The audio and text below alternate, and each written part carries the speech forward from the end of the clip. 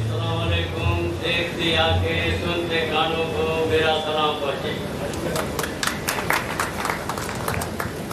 ये जो अवाम हमारी बैठी है, ये पूरे मुल्क को चलाने वाली यही अवाम है।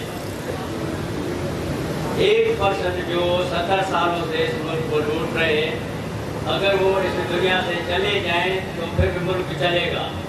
अगर ये 99% में नहीं रहे तो दुनिया ख़त्म हो जाएगी। मैं कहता हूँ मुल्क चलाने वाले हैं, उनका कोई हिस्सा नहीं है। हमारे लिए कोई कानून नहीं बनता, सारे कानून अपने बने हुए हैं। 99% के लिए कोई कानून बनाने वाला असेंबली में कोई बंदा पहुंच नहीं सकता, सारी माफिया बैठी हुई है। मेरा फासला एग्रीकल्चर से हमने हुकूमत को कई बार कहा है कि हमारी सब्जी, हमारे टमाटर जब पैदा होते थे 10 किलो रुपये, आज 10 रुपये किलो जाते हैं। और जब ये कमीशन को लाते हैं तो ये 250-300 रुपये हमें देते हैं। तो उनके लिए एक फ्रिज बना लो, एक स्टोरेज बना लो, मगर वो नहीं करते। हमारे ज़राअत को तबाह किया है। अगर हम ज़रूरी मुल्क हैं, अगर ये हुक्मरान सही होते, सही काम करते तो हम दुनिया को सब्जी दे सकते। नहीं तो ये तो हमारे लिए 250 रुपये किलो एक टमाटर, जब हमारे सिंध में हो सकता है टमाटर तो 10 किलो रुपये होता है।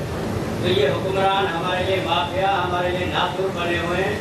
इससे जान छुड़ाओ, नहीं तो ये लॉकडाउन के आड़ में अपने आवाम को जीना नहीं देगी। अब ये हराम भाइयाँ जारी है, तालीमी इदारे बंद करो, ये सारे बंद करो।